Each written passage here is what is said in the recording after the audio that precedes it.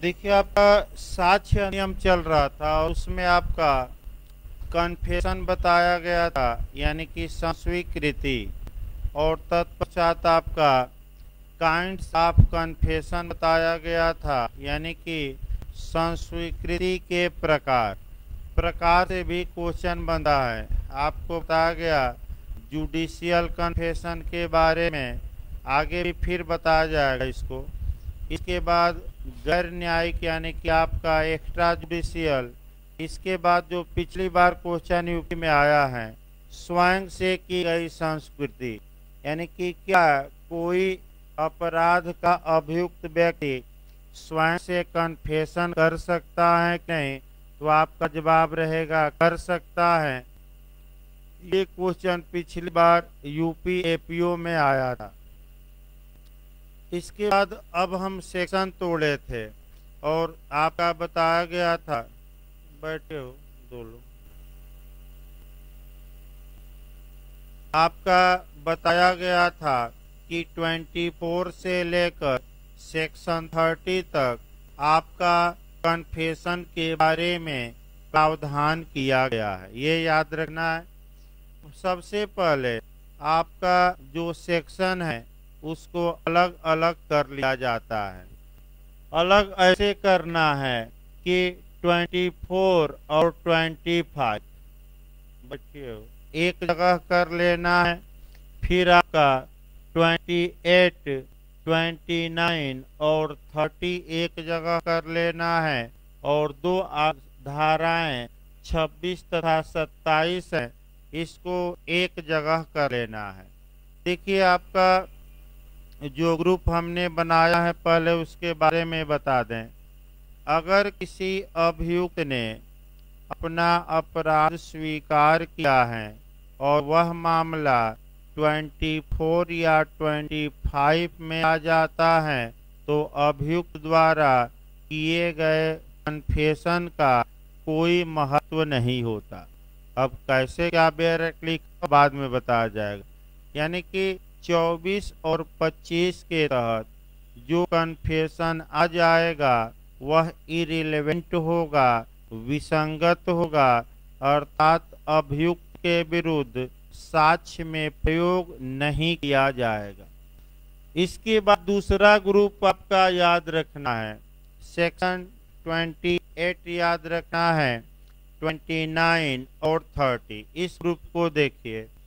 अगर किसी अपराध के अभियुक्त व्यक्ति ने अपना अपराध एक्सेप्ट किया है, स्वीकार किया है, और अगर वह उसका जो कन्फेशन है, संस्वीकृति है, अगर वह इन धाराओं में आ जाए, 28 में, 29 में या 30 में, तो वह संस्वीकृति उस अभियुक्त के विरुद्ध साक्ष्य में सुसंगत होगी, यानी कि साक्ष्य में पेश की जाएगी और साक्ष्य उसके विरुद्ध वह संस्कृति साक्ष्य में प्रयोग की जाएगी, यानी कि रेलेवेंट होगी। कौन कौन सी धारा तोड़ लेंगे? 28, 29 और 30। अब आइए दो सेक्शन देखा जाए और लास्ट में 26 और 27। 26 और 27 में एक सिद्धांत है, हो सकता अभी पूछा नहीं गया है, लेकिन पूरा चांस है पूछने का, क्योंकि पिछली बार झारखंड ने ऐसा क्वेश्चन आपका कॉन्ट्रैक्ट में बनाया है, डॉक्ट्रिन ऑफ सेवरेबिलिटी, यानी कि पृथक्करणीयता का सिद्धांत संविदा अधिनियम की धारा में है, तो बताया जाएगा, कॉन्ट्रैक्ट बताया जाएगा, फिर कॉन्स्टिट्यूशन में कहाँ कहाँ समाहित है। लेकिन अभी एविडेंस में सामान्य बातें देखनी है कि पृथक्करणीयता का सिद्धांत आपका 26 में भी है और 27 में। कैसे 26, 27 में है? यानी कि कुछ भाग आपका रेलेवेंट होगा, सुसंगत होगा, और कुछ भाग विसंगत होगा, अर्थात उचित नहीं होगा, इरेलेवेंट होगा। इसी को हम पृथक्करणीयता का सिद्धांत कहते हैं। कुछ बातें सही और कुछ बातें क्या गलत। तो 26 में अगर पुलिस अभिरक्षा में होते हुए किसी अन्य व्यक्ति से अपराध स्वीकार किया जाता है तो वह विसंगत होगा, लेकिन पुलिस कस्टडी में रहते हुए किसकी साक्षात उपस्थिति कल बताई गई थी, मजिस्ट्रेट की, और साक्षात उपस्थिति का मतलब बताया गया था उसी कमरे में मजिस्ट्रेट का होना कि बाहरी। और इसी को एक लाइन में कौन सा कन्फेशन हमने बताया था, जुडिशियल, यानी कि कौन सा, जुडिशियल या न्यायिक। तो न्यायिक स्वीकृति एविडेंस की किस धारा से उत्पन्न होती है पूछ लिया जाए तो क्या जवाब रहेगा, 26। अच्छे से याद रखे किस धारा से। तो भाई आपका अगर पुलिस अभिरक्षा में है, किसी अदर पर्सन से कन्फेशन करता है तो वह विसंगत उतना भाग, लेकिन मजिस्ट्रेट से करता है मजिस्ट्रेट की साक्षात उपस्थिति में तब सुसंगत, यानी कि कुछ भाग विसंगत और कुछ क्या हो गया, सुसंगत। इसीलिए इसे डॉक्ट्रिन ऑफ सेवरेबिलिटी कहते हैं, पृथक्करणीयता का सिद्धांत। अब 27 एक लाइन के तब 24 से शुरू किया जाए। 27 में भी डॉक्ट्रिन ऑफ सेवरेबिलिटी समाहित है। आइए एक उदाहरण बनाया जाए 27 का। अच्छा, ए पुलिस से ये कहता है पुलिस अफसर से कि उसने ही बी की हत्या की है और बी की लाश कुएं में छुपा दी है। पुलिस आए तो इस लाश को मैं बरामद करवा दूं, यानी कि वह कुआं दिखा दूं जहां मैंने लाश फेंकी। अब चूंकि ए पुलिस के समक्ष ये कहता है कि हत्या उसी ने की, ये शुद्ध रूप से आपका कन्फेशन है और इसे किसी तथ्य का पता नहीं चलता, इसे कोई चीज बरामद नहीं होती, तो इतना भाग सेक्शन 25 के तहत विसंगत होगा। लेकिन कौन सा भाग अभियुक्त के विरुद्ध सुसंगत होगा? अगर अभियुक्त ने क्या कहा है कि आपका कुएं में फेंका, और अगर लाश कहाँ से बरामद हो जाए, कुएं से, तो इसका मतलब ये हुआ कि अभियुक्त ने कुएं में फेंका। अभियुक्त जानता है कि कुएं में लाश है तभी तो बता रहा है। यानी कि सिद्धांत ये यहाँ मिला कि पश्चातवर्तीय तथ्यों द्वारा संपुष्टि का सिद्धांत कहाँ है, तो 27 में। ये आपका अच्छा क्वेश्चन नया बन रहा है। आपका डिटेल में हम 27 एक दो दिन में आ ही जाएगा, तब ये सिद्धांत और तमाम एक्सेप्शन, तमाम नियम कायदे बताएंगे। अगला क्वेश्चन आइए अगला मॉडल पर भाई। अब अगला क्वेश्चन ये बनता है कि 28 का एक्सेप्शन कहाँ दिया गया है, नहीं 24 का अपवाद कौन सी धारा है, एक्सेप्शन कौन सा है, तो गलत न हो, कौन सा, 28। और दूसरा क्वेश्चन बनता है कि सेक्शन 27 किसका एक्सेप्शन है, किसका अपवाद है। इस पर भी 2-3 केस बताया जाएगा। पुलकुई कोटैया से लेकर इनायतुल्लाह तक का केस, देवन उपाध्याय, काठी कालू। एक क्वेश्चन निश्चित यहाँ से बनता है, बिहार एपीओ में बना था, वो भी हम बताएंगे। यूपी एपीओ में पिछली बार बना, यूपी जे में बना। यानी कि हमेशा एक क्वेश्चन, ये याद रखिएगा, निश्चित तौर पे बनता है। अब उस मॉडल को कैसे आप डील करेंगे, और 6 से 7 केस भी इस मॉडल पर याद रखना है हर हाल में। तो आपका 27 किसका अपवाद है, 24 का कि 25 का कि 26 का कि उपयुक्त सभी का, तो क्या मार्क कराएंगे, उपयुक्त सभी।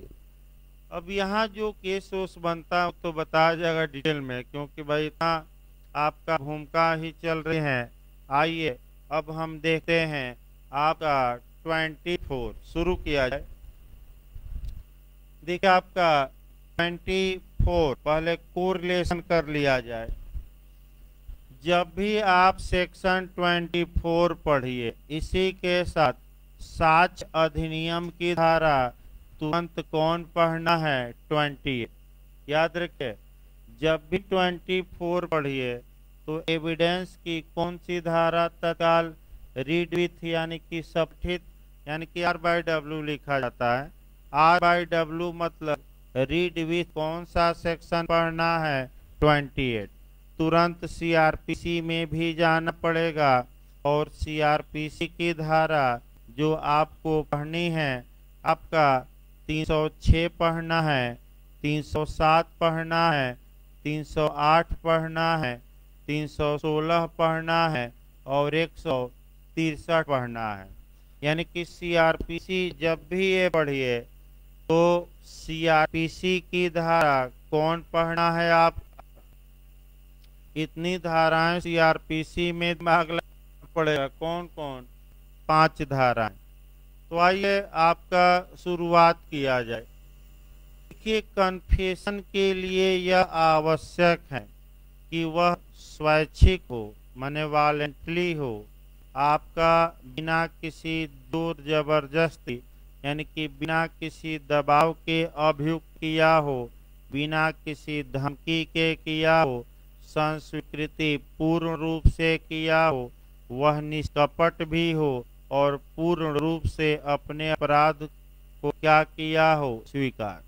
अगर कन्फेशन कराया गया है अभियुक्त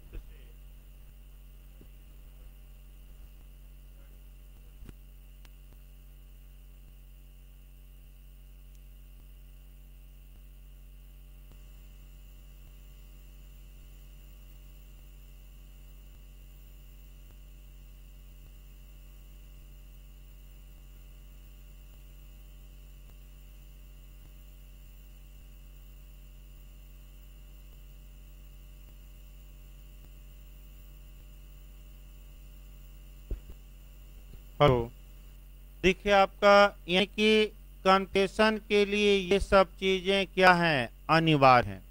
अतः ऐसी दशा में इन सब चीजों का ख्याल रखते हुए ही ये सेक्शन बनाए गए हैं।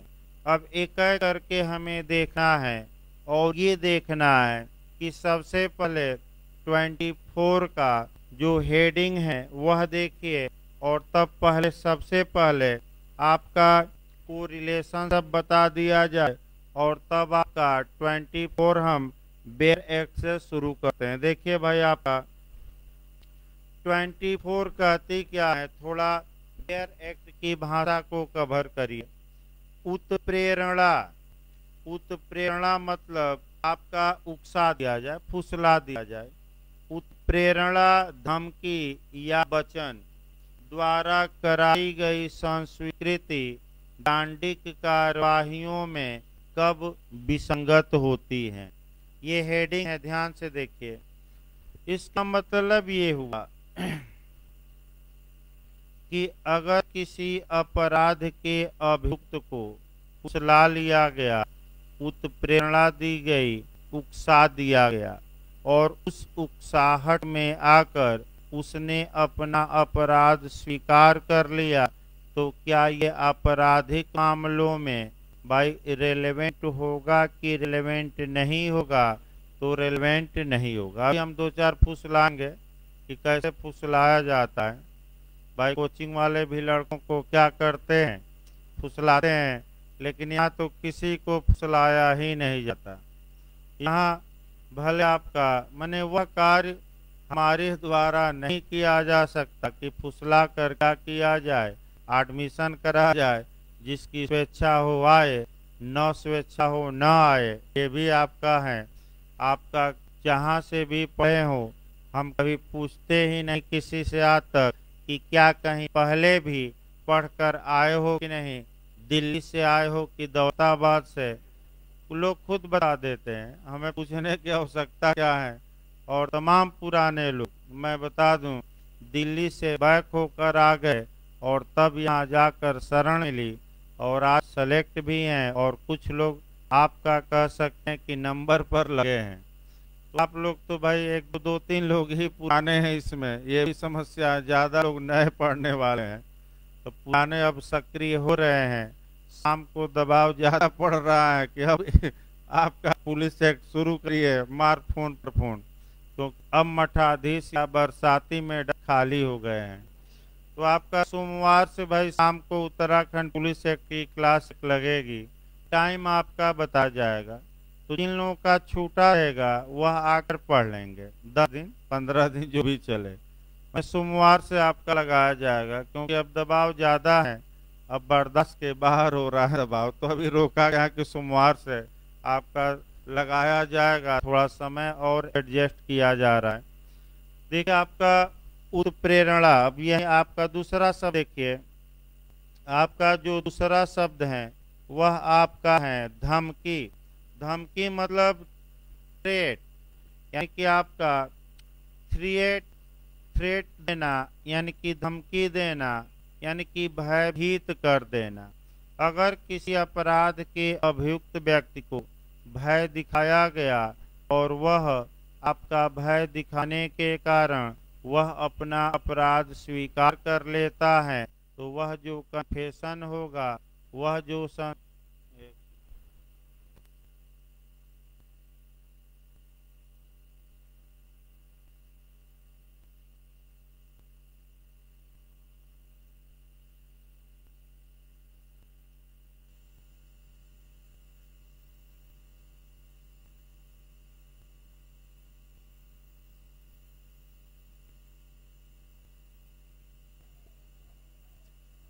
देखिए आपका भाई, ये आपका धमकी या भयभीत करना। और तीसरा है वचन। तो वादा तेरा वादा, वचन मतलब वादा, थोड़ा याद रखिए आसान भाषा में। वादा मतलब हुआ प्रतिज्ञा। प्रतिज्ञा माने प्रॉमिस होता है। जैसे कि आपका बताया जाएगा ये भी उदाहरण, अगर अभियुक्त से वादा किया गया कि तुम अपना अपराध स्वीकार कर लो, मेरी पहुंच न्यायालय तक है और या पुलिस तक है, तुम एक ही काम करो कि अपना अपराध स्वीकार कर लो, उसके बाद तो मैं तुम्हें क्या करूंगा, बचा लूंगा। तो अभियुक्त भ्रम में आ गया और अपना अपराध क्या किया, स्वीकार। यानी कि 3 बातें याद रखिएगा। पहला क्वेश्चन, उत्प्रेरणा धमकी या वचन द्वारा कराई गई संस्वीकृति इस सेक्शन के तहत, अभी सेक्शन शुरू नहीं हुआ, अभी भूमिका चल रही है, 10 मिनट 5 मिनट और लगेगा, क्योंकि सबसे पहले इन सभी सेक्शनों को हमें बता देना है। तो तब आपका 24 के एक एक शब्दों को मथना है और कहाँ से आप गलती कर सकते हैं उसी शब्द को 2 बार बताना है कि वह गलत न हो, और उदाहरण भी देने हैं। आपका जो अगर उत्प्रेरणा धमकी या वचन देकर किसी अभियुक्त से कन्फेशन कराया गया है, तो वह किस सेक्शन में आपका विसंगत होगा, इरेलेवेंट होगा, 24। कम से कम इतना याद रखिए। अब आपका ये तीनों शब्द बताया जाएगा, पहले आगे बढ़ा जाए। अगला पॉइंट ये बना है कि 24 का जो अपवाद है, यानी कि एक्सेप्शन है, एविडेंस की धारा 28, तो तुरंत इसके बाद हम 28 बता देते हैं कि अगर उत्प्रेरणा वचन या धमकी से जो अभियुक्त के मन पर इफेक्ट पड़ा था, प्रभाव पड़ा था, यदि न्यायालय की राय में वह प्रभाव पूरी तरह क्या हो गया है, दूर, और उसके बाद अभियुक्त अपना अपराध एक्सेप्ट करता है, यानी कि कन्फेशन करता है, तो वह कन्फेशन रेलेवेंट होगा, सुसंगत होगा, अर्थात अभियुक्त के विरुद्ध साक्ष्य में प्रयोग किया जाएगा। तो बताइए, उत्प्रेरणा वचन धमकी दूर हो गई और दूर होने के बाद अपराध स्वीकार कर रहा है, तो किस सेक्शन में आपका वह रेलेवेंट होगा, सुसंगत होगा? तो याद रखिए कौन सा सेक्शन है, 28। अब सीआरपीसी में आ जाइए। सीआरपीसी की पहली धारा 316 उठा नहीं, पहली धारा हम उठाते हैं 163। सीआरपीसी की धारा 163 ये बताती है कि जब भी पुलिस किसी अभियुक्त या व्यक्ति से पूछताछ करे उनका बयान ले, उनका स्टेटमेंट ले, उनका कथन ले, तो न तो पुलिस उत्प्रेरणा दे, न धमकी दे और न कोई वचन दे और न ही दिलवाए। यानी कि पुलिस को न तो ये काम खुद करना है और न किसी से करवाना है। यानी कि पुलिस पूछताछ करे तो प्रेम से करे, उत्प्रेरणा, वचन और धमकी देकर न करे। लेकिन हमेशा इस नियम का क्या होता है, उल्लंघन ही। तो किस सेक्शन में है, 163। अगला ये इसके बाद 316 से उठाना है और तब आपका 3 सेक्शन इसी से कोरिलेट होगा। देखिए 316 भी पूछा जाता है आपका, ये आपका क्या इसमें बताया गया है। देखिए इसमें ये बताया गया है कि किसी व्यक्ति को कोई स्टेटमेंट देने के लिए या कन्फेशन करने के लिए, इसका मतलब ये हुआ कि किसी व्यक्ति को अपना अपराध स्वीकार करने के लिए न तो उत्प्रेरणा दी जाएगी, न धमकी दिया जाएगा और न कोई वादा किया जाएगा। ये कौन सी धारा सीआरपीसी भी बताती है, 316। अगर ऐसा किया जाता है तो वह कन्फेशन एविडेंस की किस धारा में विसंगत हो जाएगा, 28। लेकिन इसका एक एक्सेप्शन है और वही एक्सेप्शन आपको जाना जाता है, वही पढ़ना है। फिर एक बार देखिए 316 ये बताती है कि किसी अभियुक्त से कन्फेशन कराने के लिए न तो उसे कोई उत्प्रेरणा दी जाएगी, न ही उसे कोई धमकी दी जाएगी और न ही कोई वादा किया जाएगा। लेकिन इसका अपवाद आपका है सह अपराधी, एक कॉम्प्लेक्स, यानी कि क्या है, सह अपराधी। अब सह अपराधी कौन होता है, इसका मतलब ये हुआ कि अगर एक कॉम्प्लेक्स या सह अपराधी को अपना अपराध स्वीकार करने के लिए उत्प्रेरणा दी गई, धमकी दिया गया, वचन दिया गया और वह अपना अपराध स्वीकार कर लिया है, तो ये कन्फेशन सही माना जाएगा। क्योंकि ये जो सह अपराधी का कन्फेशन है, इस नियम का क्या है, अपवाद है। फिर एक बार समझिए, कठिन थोड़ा है क्योंकि सीआरपीसी और एविडेंस आईपीसी सब एक साथ चल रहा है और वर्तमान समय का कंपटीशन भी यही है। देखिए फिर बताया जाए, तो एचजेएस में इस बार पेपर आया। अब इस बार आपका जो पेपर आया है, अगर कोई एविडेंस में दिमाग नहीं लगाना है, जिस स्टाइल से मैं पढ़ा रहा हूँ उसी स्टाइल से दिमाग घुमाते रहना है। एक क्वेश्चन सीआरपीसी आया तो एक क्वेश्चन आईपीसी आया, एक क्वेश्चन एविडेंस आया तो फिर जीएस आ गया, तो इंग्लिश आ गया, तो लोकल आ गया, तो टाट आ गया, तो कॉन्ट्रैक्ट आ गया। यानी कि जो क्वेश्चन पहले मॉडल थे कि एविडेंस आएगा तो 15-10 क्वेश्चन आ गया, इस बार एचजेएस ने वह मॉडल ही समाप्त कर दिया। अब एक क्वेश्चन उठा, उसमें देखिए समस्या क्या आएगी।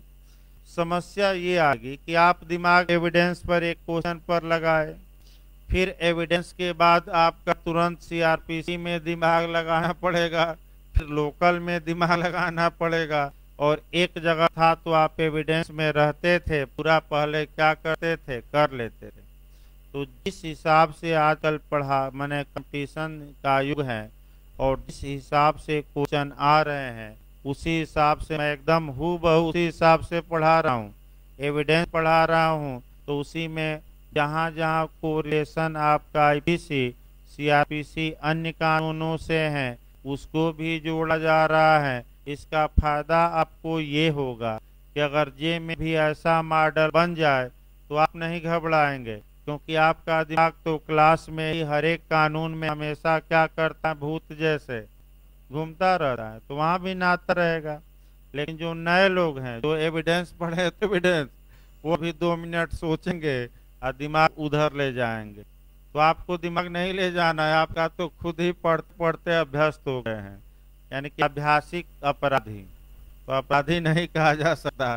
फिर एक बार बैक होया जाए भाई, यहाँ फिर एक बार हम बता रहे हैं आपका 316 में ये है कि अगर उत्प्रेरणा वचन धमकी देकर किसी से कोई कथन नहीं करवाया जाएगा, लेकिन इसका एक अपवाद है, किसको उत्प्रेरणा वचन धमकी देकर कथन करवाया जा सकता है, एक कॉम्प्लेक्स या सह अपराधी। तो सह अपराधी को उत्प्रेरणा दीजिए, वचन दीजिए, धमकी दीजिए और उससे उसका अपराध स्वीकार करवा लीजिए, तो सही माना जाएगा कि गलत? सही माना जाएगा, एक ही अपवाद है।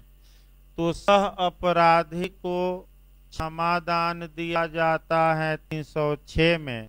और झारखंड ने पूछा कि जो कमिटल कोर्ट है, सुपुर्द न्यायालय है, उपार्पण न्यायालय है, जिसको मामला कमिट किया गया है, वह न्यायालय किस सेक्शन के तहत सह अपराधी को क्षमादान देता है? 307 झारखंड में आया है क्वेश्चन। और क्षमादान की शर्तों का उल्लंघन कहाँ दंडनीय है, उसका इफेक्ट कहाँ दिया गया है? 308। और सह अपराधी के बारे में एविडेंस में भी आपकी बातें आएंगी, और जब सह अपराधी ये पाया जाएगा तो एविडेंस की धारा 133, एविडेंस की धारा 114 का दृष्टांत नंबर बी, इसके बाद 156 और 134। तो उतना हम लंबा नहीं खींचेंगे, क्योंकि जो वह 133 जब एविडेंस पढ़ाया जाएगा तो आपका इतनी बातें तो कोरिलेट होगी ही, फिर आपका सीआरपीसी में ये बातें कोरिलेट होगी, और फिर आपका कौन सा सेक्शन? 24 एविडेंस का। लेकिन इसको आगे बढ़ा जाए आपका, अब एक एक करके चला जाए, आपका 24 को आपका तोड़ा जाता है 24 को, लेकिन आपका पहले तीनों शब्द बता दिया जाए। देखिए आपका, यानी कि सबसे पहले ये साबित करना पड़ेगा अभियुक्त को कि हमारा कथन संस्कृत की कोर्ट में आता है, यानी कि किस कैटेगरी में आता है। तो पहले तीनों शब्द एक लाइन समझा दिया जाए, तब भाई डायरेक्ट आगे बढ़ा जाए, क्योंकि जब डायरेक्ट आगे बढ़ेगा तो अब इन शब्दों को समझाना मुश्किल रहेगा। तीनों पर एक उदाहरण दे दिया जाए। पहले फुसलाना या बहकाना या उत्प्रेरित करना या दुष्प्रेरित करना, इस पर एक उदाहरण देखा जाए। एक व्यक्ति था और उसे उकसा दिया गया कि अब तुम अपना अपराध नहीं स्वीकार करोगे तो कब करोगे? तुम्हारे माता पिता हैं, तुम्हारे मित्र मंडली हैं, यहाँ यही सही मौका है। अब इसी मौके का लाभ उठाओ और तुम क्या करो? अपने द्वारा किए गए अपराध को अब क्या कर लो? स्वीकार। माता पिता सभी हैं और अभियुक्त अपना अपराध इस फुसलाने में आकर, दुष्प्रेरण में आकर क्या कर लेता है? स्वीकार कर लेता है। तो ये क्या कहा जाएगा कि अभियुक्त को उत्प्रेरणा दी गई और उस उत्प्रेरणा में आकर उसने क्या किया? स्वीकार। लेकिन एक अपवाद भी दिमाग में बैठा रही है, वैध जहाँ होगा सह अपराधी। अगला दूसरा देखिए, धमकी देना, यानी कि भयभीत करना। तो धमकी दी जा रही है, धमकी ये दी जा रही है कि तुम अपना अपराध स्वीकार कर लो और नहीं तो तुम्हें मार दिया जाएगा, तुम्हारा मकान जला दिया जाएगा, तुम्हारी भैंस चोरी कर ली जाएगी, गाय चोरी कर ली जाएगी इत्यादि। तो अगर किसी अभियुक्त को धमकी दी गई, धमकी के बाद वह अपना अपराध स्वीकार किया है, तो सेक्शन 24 लागू होगा और वह संस्कृति विसंगत होगी। तीसरा शब्द है वचन। वचन को याद रखिएगा, क्वेश्चन आपका बनता है, वचन पहले देखा जाए, आपका वचन क्या होता है? वचन मतलब प्रामिज, इंग्लिश में प्रामिज कहते हैं, हिंदी में वचन कहिए। प्रतिज्ञा कहिए, वादा कहिए। 3 शब्द हैं, प्रतिज्ञा दे दे, वादा दे दे, आपका वचन दे दे। घबराने की कोई आवश्यकता नहीं है, वादा करा दिया जाए। मान लीजिए कि पुलिस आई, मैंने पुलिस नहीं दूसरा, पुलिस आ जाएगी तो 25 बना है। मान लीजिए आपका डीएम साहब आए और अभियुक्त से ये कहे कि केवल तुम अपना अपराध स्वीकार कर लो, मेरी पहुंच ऊपर तक है, मैं तुमसे वादा करता हूं कि तुम्हारा कोई कानून कुछ बिगाड़ नहीं सकता, मैं तुम्हें क्या करूंगा, बचा लूंगा, ये मेरी प्रतिज्ञा है, वादा है।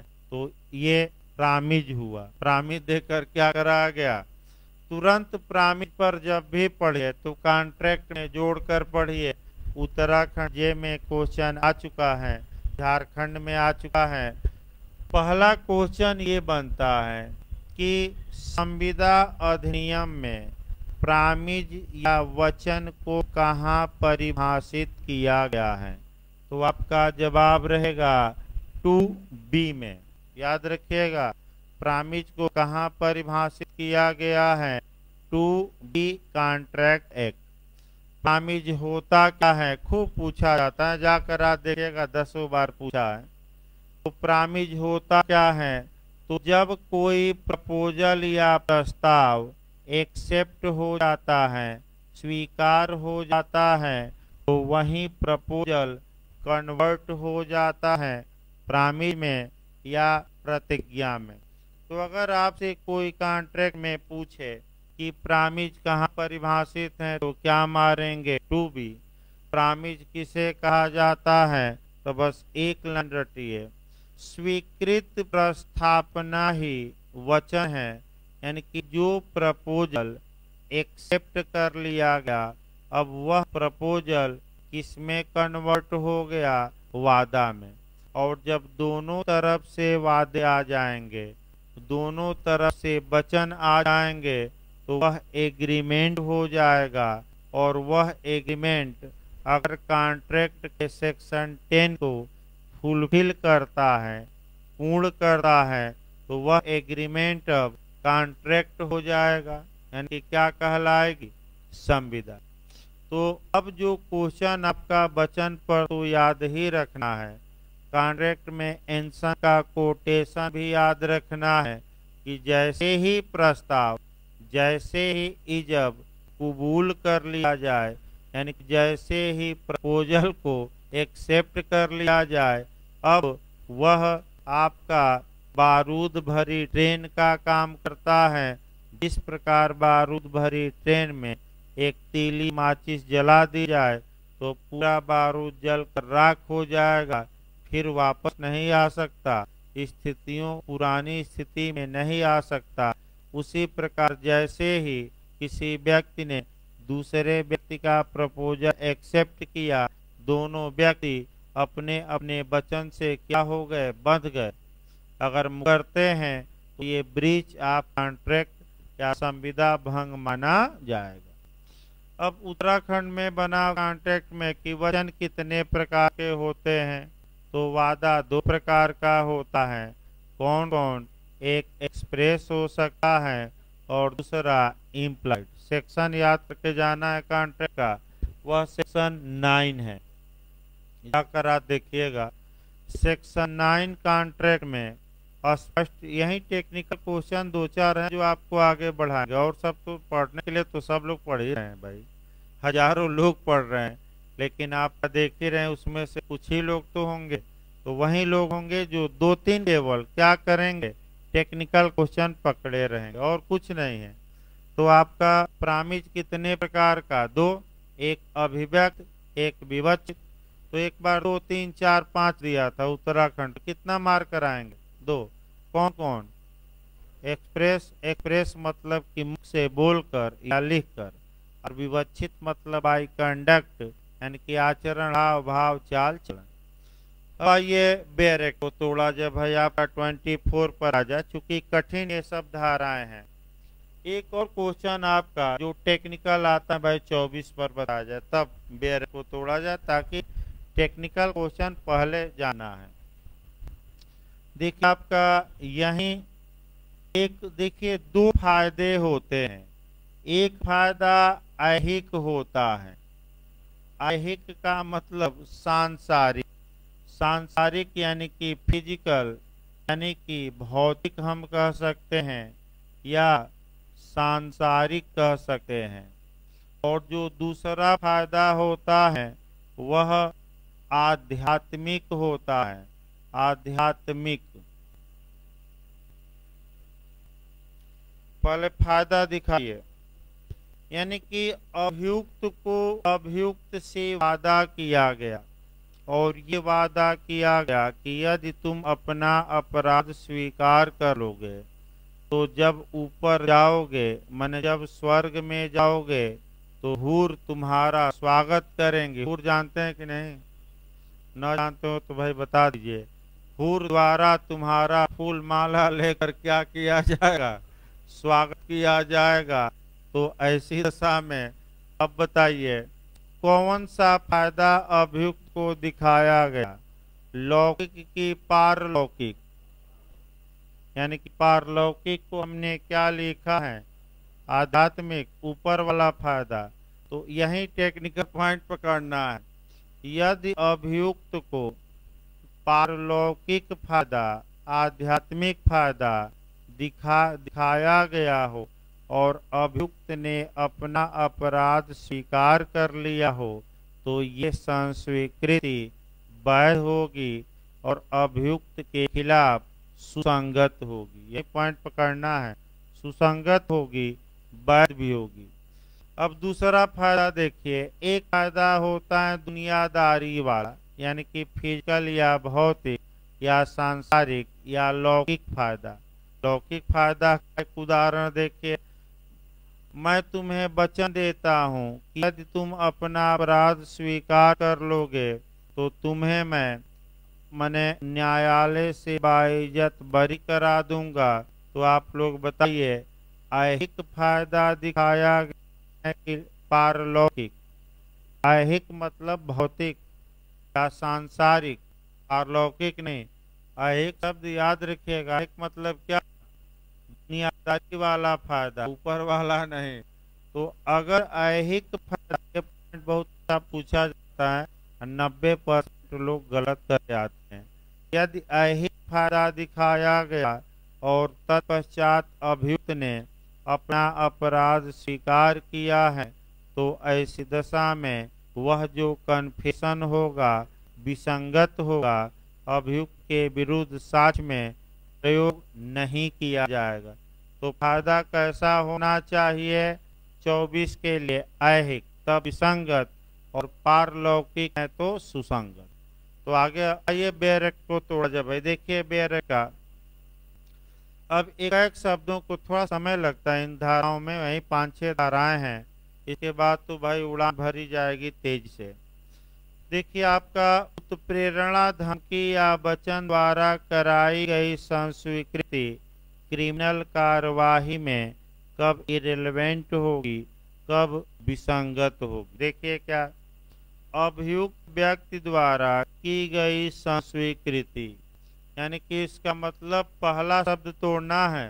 पहला शब्द ये तोड़ना है कि कोई व्यक्ति अपराध का क्या होना चाहिए?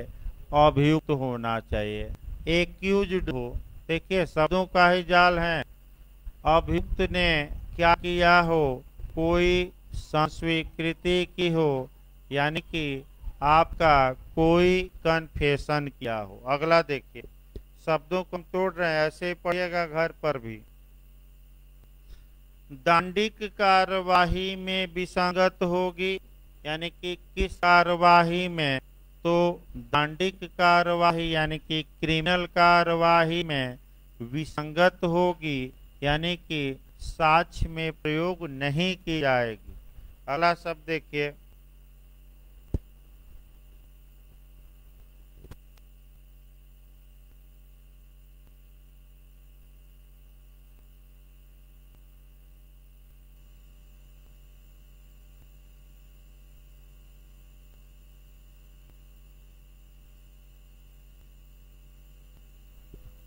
देखिए आपका दंडिक कार्यवाहियों में क्या होगी विसंगत, यदि उसके किए जाने के बारे में न्यायालय को प्रतीत हो, यानी कि उस कन्फेशन के किए जाने के बारे में न्यायालय को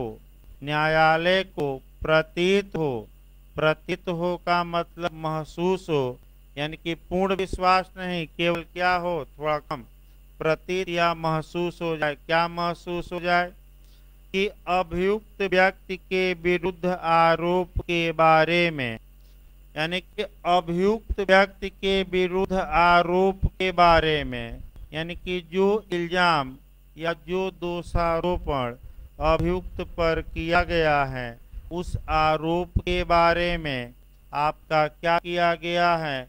तो अगला शब्द आपका बताया जा रहा है, वह ऐसी उत्प्रेरणा वचन, धमकी या वचन द्वारा कराई गई है, यानी कि किसके द्वारा कराई गई है, उत या तो प्रेरणा या किसके द्वारा, धमकी द्वारा या किसके द्वारा, वचन द्वारा। देखिए थोड़ा कठिन है भाई, शब्द आपका चलना है। कराई गई है जो प्राधिकारवान व्यक्ति की ओर से दिया गया है, यानी कि जो ये उत्प्रेरणा वचन धमकी है यह किसने दिया है, आम आदमी ने नहीं, और ऑथराइज व्यक्ति ने, यानी कि प्राधिकारवान व्यक्ति। अब कौन होगा इसको भी हम बताएंगे, थोड़ा टेक्निकल। प्राधिकारवान व्यक्ति ने दी हो जो, हाँ, और जो न्यायालय की राय में इसके लिए पर्याप्त हो कि वह अभियुक्त व्यक्ति को यह अनुमान करने के लिए उसे युक्त प्रतीत होने वाला आधार देती है, यानी कि अभियुक्त को आपका आधार देती है अनुमान करने के लिए। क्या अनुमान करने के लिए, अगला शब्द देखिए, कि उसके करने से, यानी कि अगर अभियुक्त अपना अपराध क्या कर लेता, स्वीकार, उसे करने से वह अपने विरुद्ध कार्यवाहियों के बारे में, यानी कि अभियुक्त के विरुद्ध जो कार्यवाही चल रही है उसके बारे में ऐहिक रूप से कोई फायदा उठाएगा या अपने ऐहिक रूप की किसी बुराई का परिवर्जन करेगा। ऐहिक शब्द अति महत्वपूर्ण है, यानी कि अभियुक्त को ये प्रतीत हो कि वह ऐहिक रूप से या तो कोई क्या उठाएगा फायदा, या क्या हो सकता है ऐहिक रूप से किसी बुराई का परिमार्जन हो जाएगा, यानी कि वह बुराई क्या हो जाएगी, समाप्त, यानी कि परिमार्जन मतलब क्या हो जाएगा, वो इतनी बातें हैं। देखिए ये शब्द भी काफी महत्वपूर्ण है, ऐहिक रूप से। ऐहिक मतलब किस रूप से, हमने अभी बताया उदाहरण में, भौतिक की आपका आध्यात्मिक, यानी कि सांसारिक। अब आइए एक एक करके भाई देखिए, शब्द सह चलना है। देखिए आपका अभियुक्त को या एक्यूज्ड को 24 के तहत किसी कन्फेशन को विसंगत बनाने के लिए अभियुक्त द्वारा ये साबित किया जाएगा कि हजूर हम अपराध के अभियुक्त थे और हमारे द्वारा कन्फेशन किया गया। यानी कि पहला पॉइंट ये आया कि जो स्टेटमेंट है, जो कथन है, वह कन्फेशन अर्थात संस्वीकृति की श्रेणी में आना चाहिए। कल ही मैं परसों बताया था कि संस्कृति कब मानी जाएगी, तो इसके लिए पीएन स्वामी के वाद में लॉर्ड जस्टिस एटकिन ने जो परिभाषा दी, आज भी भारत में कन्फेशन की वही परिभाषा मान्य है। तो कौन सी परिभाषा दी थी? या तो अभियुक्त द्वारा अपने अपराध को पूर्ण रूप से, एब्सोल्यूट रूप से क्या किया गया हो, स्वीकार, या अभियुक्त ने इतनी बातों को एक्सेप्ट किया है जिससे बताइए अनुमान इंगित हो कि क्लियर हो, हाँ एकदम स्पष्ट हो। यही पॉइंट पकड़े बताया गया था, एकदम बिल्कुल स्पष्ट हो क्लियर हो कि इसी अभियुक्त ने अपराध किया था। अगर केवल अनुमान इंगित हो, इंडिकेशन मिले कि हो सकता है कि अपराध किया हो, उसे कन्फेशन नहीं माना जाएगा।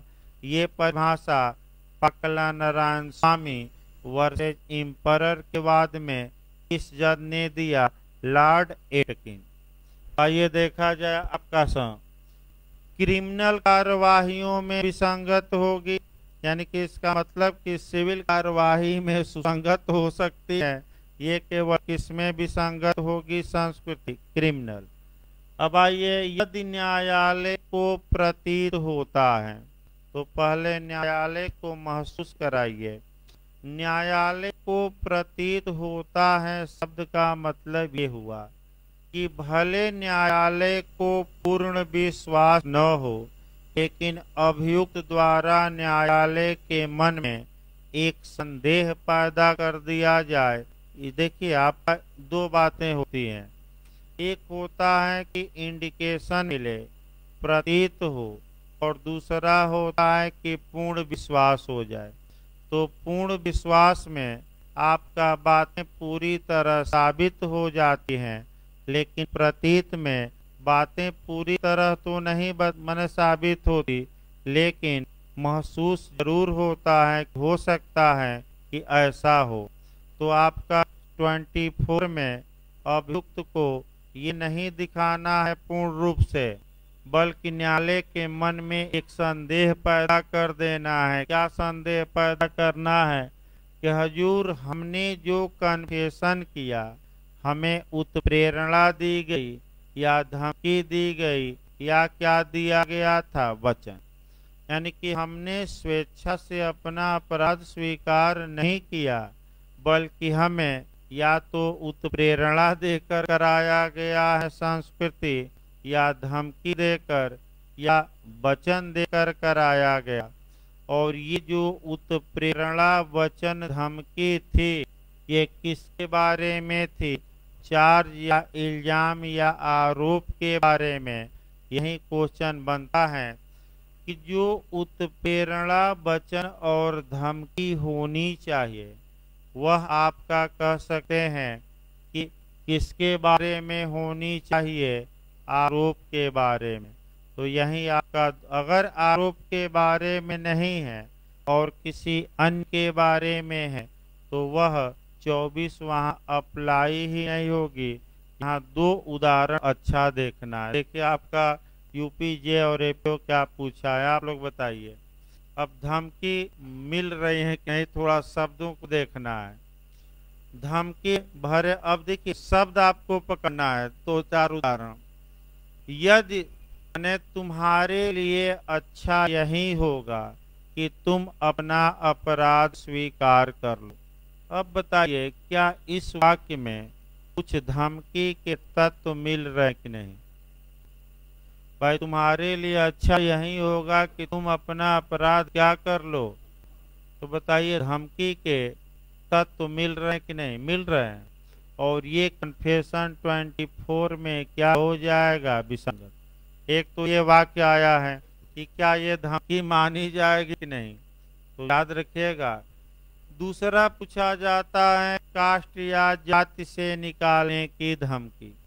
तो चूंकि जाति से निकालने की धमकी आरोप के बारे में नहीं है, बल्कि वह भिन्न है, यानी कि तुम अपना अपराध स्वीकार कर लो, नहीं तो जाति से निकाल दिए जाओगे, कुजात छाट दिए जाओगे।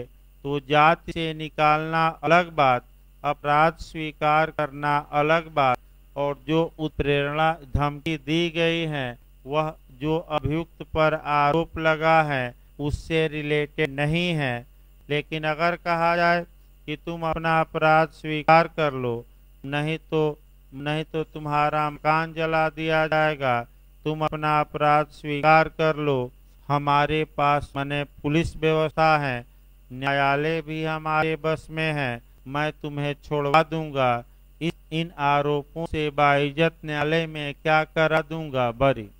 तो सतर्क ये रहना है कि जो उत्प्रेरणा, धमकी या वचन है, वह किसके बारे में होना चाहिए?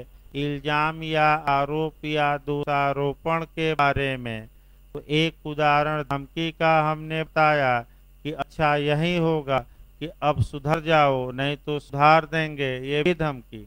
जैसे कि आपका माने भारत भी हमेशा पाकिस्तान को धमकी देता है कि अच्छा यही होगा कि तुम अब आतंकवादियों को न भेजो, नहीं तो हमारे पास राफेल हैं और यहीं बैठे बैठे क्या करूंगा, तुम्हें मार दूंगा और अड्डे सारे क्या कर दूंगा 2 मिनट में।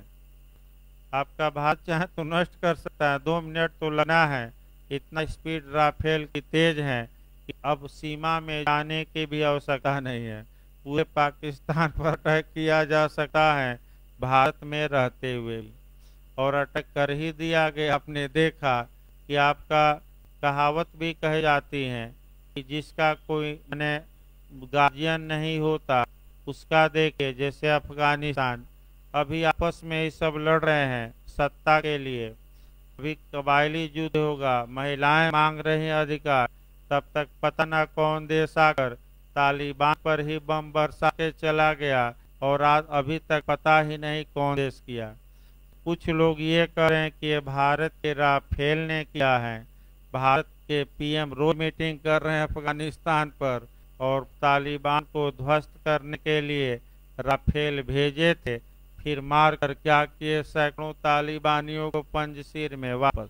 लेकिन हमें नहीं लगता कि भारत भेजा होगा, या तो आपका ईरान या तजाकिस्तान या रूस भेजा होगा, लेकिन आपका आज तक पता नहीं लगा अभी तक। यानी कि आपके देश में आकर अब कोई बम बरसा कर चला जाए और खोदते रहे कौन बम बरसाया, तो जिसका गार्जियन कोई नहीं रहता उस पर कोई भी बम बरसा कर क्या करता है और मिसयूज कर लेता है। देखिए आगे भाई आपका अब एक जाति वाला फैक्टर है, क्या जाति से निकालने की धमकी देकर कराई गई संस्वीकृति विसंगत होगी कि सुसंगत होगी? तो सुसंगत होगी, क्योंकि जाति जो है, जाति से निकालने की धमकी आरोप से कोई उसका मतलब नहीं है। अब 1 मिनट आपको जाति भी देखना है, कास्ट भी देखना है, क्योंकि पूरी लड़ाई उत्तर प्रदेश की अगले साल जाति पर ही ज्यादा आधारित है। तो जाति होती क्या है ये पहले समझिए 1 मिनट देखा जाकर। जब समाज के कुछ माने जब समाज का एक वर्ग अपने इंटरनल मामलों में, अपने आंतरिक मामलों में एक जैसे नियमों से शासित होता है तो उस वर्ग को एक जाति का कहा जाता है। ये लोग किस जाति के हैं? एक जाति के। ये केवल जाति के आधार पर, मैं टीपीए में भी पढ़ा था कि केवल जाति के आधार पर किसी को कोई रिजर्वेशन नहीं दिया जाएगा, लेकिन केवल शब्द हट जाएगा कब? जब उस जाति के सभी लोग किस रूप में पिछड़े हों?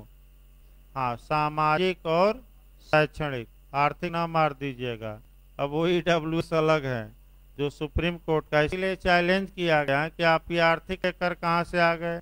अब तक तो हमें क्या बताया था? सामाजिक और क्या शैक्षणिक। अगला देखिए, तो केवल जाति को लेकर आपका मैं बता दूं कोई सिविल सूट नहीं हो सका। तो आगे बताया जाएगा, सीपीसी का सेक्शन 9 पढ़ना पड़ेगा, तो उतना हमें नहीं जाना है। यानी कि उत्प्रेरणा धमकी या वचन दिया गया हो, ये किससे रिलेटेड हो? आरोप से। अब अगला देखिए, ये जो उत्प्रेरणा वचन और धमकी हो किसने दिया हो? अभियुक्त को। अब अगले पॉइंट पर, किसी आपका प्राधिकारवान व्यक्ति ने दिया हो। अब मुख्य रूप से आपको प्राधिकारवान व्यक्ति पर अटैक करना है। यहाँ से पूछा जाता है कि जो प्राधिकारवान व्यक्ति हैं कहाँ परिभाषित हैं? तो ये परिभाषित नहीं है। पहला क्वेश्चन, प्राधिकारवान व्यक्ति में कौन आते हैं? सरकारी व्यक्ति की, प्राइवेट व्यक्ति की, दोनों। तो दोनों मार्कर आइएगा, सरकारी कर्मचारी भी और प्राइवेट भी, ये याद रख। दूसरा क्वेश्चन, प्राधिकारवान व्यक्ति वह होता है जिसके बारे में अभियुक्त का विचार है कि अभियुक्त ये विश्वास करता है कि अभियुक्त ये मानता है कि हमारे मैटर में ये कुछ न कुछ इफेक्ट डाल सकते हैं, कुछ न कुछ क्या डाल सकते हैं, प्रभाव। यानी कि ऐसे सभी व्यक्ति, चाहे सरकारी कर्मचारी हो या प्राइवेट कर्मचारी, जो अभियुक्त पर कुछ न कुछ अधिकार रखते हैं, कुछ न कुछ दबाव डालने के स्टेटस में हैं, कुछ न कुछ दबाव डालने की हैसियत में हैं, ये सभी लोग एक लाइन में क्या कहे जाएंगे? प्राधिकारवान व्यक्ति। अब 4-5 उदाहरण देखना है। चलिए, ग्राम प्रधान प्राधिकारवान व्यक्ति हैं कि नहीं? हैं। माता पिता हैं कि नहीं? हैं। मित्र हैं कि नहीं? हैं। पत्नी है कि नहीं? है। मजिस्ट्रेट हैं कि नहीं? है। पुलिस है कि नहीं? है। आपका मास्टर साहब है कि नहीं? है। क्योंकि आपका गुरु घंटाल भी हो जाते हैं। भाई गुरु क्या हो जाते हैं? सुने कि नहीं कि लास्ट में भाई देख रहा हूँ पीछे वाले मायूस हो गए हैं पढ़ते पढ़ते, क्योंकि वास्तव में एविडेंस की आपका कन्फेशन की सबसे कठिन धारा है। और जब तक कि एक एक शब्दों को आप नहीं जानेंगे तब तक ये सेक्शन आएगा नहीं। रटा मारना अलग बात है कि आप बेरेक्ट रख सकते हैं, लेकिन समझना अलग बात है। तो पहले पूरा कर लिया जाए तब लास्ट में कहानी गुरु की बताई जाए। अब आइए, प्राधिकारवान व्यक्ति ने आपका क्या दिया हो? उत्प्रेरणा, वचन, धमकी या वचन, किसके बारे में वह हो? आरोप। और अब अगला आइए, और अभियुक्त को न्यायालय की राय में अभियुक्त को ये अनुमान मिलता है। अनुमान मिलता है मतलब अभियुक्त के दिमाग में ये बात कुछ हद तक बैठ जाती है। क्या बैठ जाती है? कि अगर मैं अपना अपराध स्वीकार कर लूंगा तो जो ऐहिक रूप से, सांसारिक रूप से, दुनियादारी रूप से, भौतिक रूप से हमें कुछ क्या मिल जाएगा? फायदा। या भौतिक रूप से जो हमारी बुराई है वह क्या हो जाएगी? दूर। तो बताइए, फायदा कैसा होना चाहिए? आपका भौतिक की आध्यात्मिक लिखा है कि भौतिक? तो तुरंत इसी पर उदाहरण फिर एक बनाना है। ये एक गुरु हैं, अपने चेले से कहते हैं कि हे चेला, तुम अपना अपराध स्वीकार कर लो, इतना शिक्षा दे दूंगा कि शरीर स्वर्ग में पहुंच जाओगे। अभियुक्त अपना अपराध स्वीकार कर लेता है तो कैसा फायदा उसको अनुमान मिला? बताइए, भौतिक की आध्यात्मिक? तो ये कन्फेशन वैध होगा, सही होगा, क्योंकि फायदा कैसा उसको अनुमान मिलना चाहिए? ऐहिक। और इस उदाहरण में कैसा फायदा? पारलौकिक या आध्यात्मिक। या किसी फायदा हो गया या अभियुक्त को ये अनुमान मिले कि किसी बुराई का परिवर्जन, यानी कि कोई बुराई है वो क्या हो जाएगी? दूर। तो इसको भी देखिए भाई, बुराई दूर हो जाएगी। यदि तुम अपराध स्वीकार कर लोगे तो ये जो तुम पर इल्जाम लगा है ये हम पूरी तरह से न्यायालय से तुम्हें क्या करेंगे? इस बुराई से तुम्हें क्या करवा देंगे? न्यायालय से मुक्त करवा देंगे। तो ये अभियुक्त की जो बुराई है उसका परिमार्जन हो जाएगा, यानी कि वह बुराई उससे क्या हो जाएगी? दूर। ये अभियुक्त को अनुमान मिलना चाहिए। अगर ये सही बातें, सभी बातें एक साथ अप्लाई हो और अभियुक्त न्यायालय में ये प्रूफ कर दे कि सेक्शन 24 की सभी बातें हमारे कन्फेशन में मिलती हैं, एक बात छूटनी नहीं चाहिए। इस आवश्यक तत्व का मतलब ये हुआ कि सभी बातें क्या हो? मिलती हो। तो ये जो कन्फेशन है वह अभियुक्त के विरुद्ध विसंगत होगा, यानी कि साक्ष्य में प्रयोग नहीं किया जाएगा। लेकिन सभी बातें किसको साबित करने पड़ेगा? यानी कि अभियुक्त बताए कि ये बातें हैं, अतः इसे न माना जाए। अब लास्ट में आपका गुरु चेला तमाम उदाहरण बनते हैं। आपका मायूस न हो ये भाई, बीच बीच में उदाहरण भी बताया जाए, सामाजिक भी। तो आपका गुरु और चेले का उदाहरण आपका अफगानिस्तान भी है। पाकिस्तान का चेला हक्कानी था और हक्कानी को क्या बना दिया गया, आपका गृह मंत्री अफगानिस्तान का। और वहाँ का पीएम कहिए तो पीएम यूएनओ द्वारा, पढ़ भी रहे हैं, संयुक्त राष्ट्र संघ द्वारा जिस व्यक्ति को इंटरनेशनल टेररिस्ट घोषित कर दिया गया है वह अब पीएम बन गया। अब सोचिए कि क्या हालात होंगे। पीएम बना है अफगानिस्तान का, अब सोच सकते हैं कि क्या हालात होंगे। यानी कि जितने टेररिस्ट है या तो मंत्री बन गए या क्या बन गए, आपका पीएम या डिप्टी पीएम। उदाहरण आपका गुरु का देखा जाता है। आपका जो देखिए, जब भी उदाहरण बताया जाए तो दिमाग स्थिर करके कोई ना कोई सेक्शन उसमें जोड़ लेना चाहिए। और आपका कॉन्ट्रैक्ट की धारा, आपका 16 से क्वेश्चन पिछली बार बिहार जे प्री में बना था कि गुरु चेले का रिलेशन किस में आएगा, प्रपीड़न में यानी कि कोर्सन में, कि अनड्यू इन्फ्लुएंस यानी कि असम्यक असर, कि कपट यानी कि फ्रॉड, की मिथ्या व्यपदेशन, मिस रिप्रेजेंटेशन, किस में आएगा, असम्यक असर। यानी कि गुरु ने चेले की इच्छा को दबाया और 5,000 का घोड़ा 5 रुपया में ले लिया। लेकिन ये गुरु घटाल निकले। लेकिन एक अच्छा गुरु भी होता है, और अच्छे गुरु का उदाहरण आपका 1 मिनट दे दिया जाए तब ब्रेक किया जाए। अच्छे का उदाहरण आपका यही जो प्रतिष्ठानपुर है, यानी कि झूसी को, जो गंगा के पार झूसी है, इसको प्रतिष्ठानपुर कहते थे पहले, प्रतिष्ठानपुर। यहाँ एक राजा हुआ करता था, मूर्ख राजा। और आपका कहावत भी कही जाती है कि अंधेर नगरी चौपट राजा और टके शेर भाजी टके शेर खाजा। यानी कि इसका मतलब ये हुआ कि अंधेर नगरी थी, राजा भी चौपट था, और जो सभी सामान, चाहे सोना हो, चांदी हो, आलू हो, प्याज हो, टमाटर हो, सभी सामान एक भाव मिलते थे। यानी कि आपका 4 रुपया के किलो, तो सब 4 रुपया के किलो। तब तक हुआ क्या कि एक दिन एक दीवार गिर गई और 2 बकरियां मर गई। तो जिसका बकरी जिसकी मरी वह मुकदमा किया।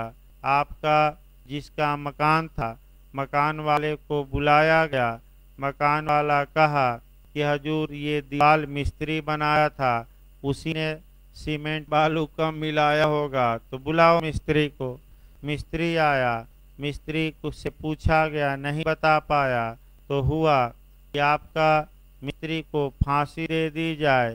तो एक चेला था, गुरु थे, उनके 2 चेले थे।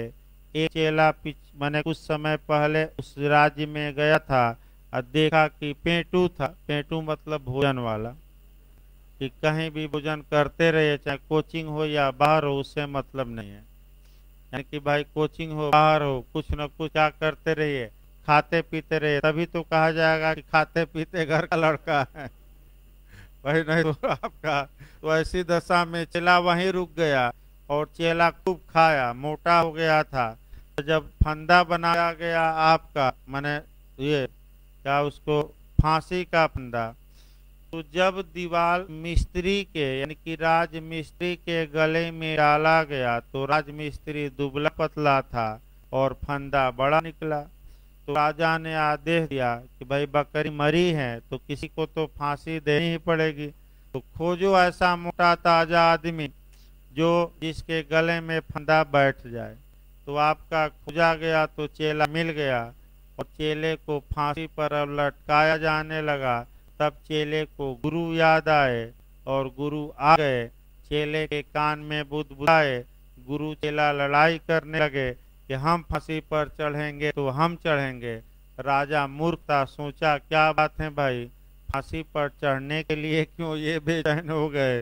तो पूछा गया गुरु से, तो गुरु कहे कि इस मुहूर्त में जो फांसी पर चढ़ जाएगा उसकी आत्मा सीधे स्वर्ग में जाएगा। बस 2 मिनट का मुहूर्त है, इसके बाद ये समाप्त हो जाएगा।